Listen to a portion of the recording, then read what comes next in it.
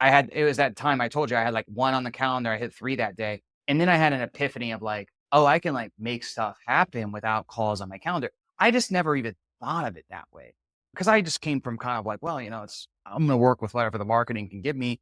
And I knew, follow up and whatever is important, but I didn't realize how well I could actually do it. And when I was selling, I mean, I was very good.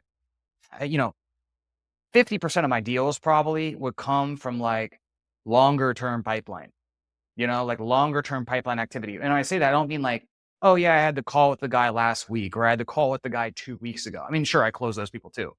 But like, I mean, there'd be people I'd be working for 9 months, 6 months. And like, I was so diligent with working it that it's not as much like I was doing or saying anything special.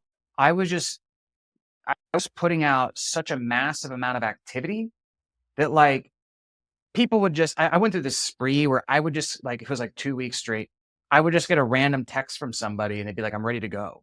And I'd be like, perfect, because I needed a deal today. And so like I would just get like that type of stuff happening.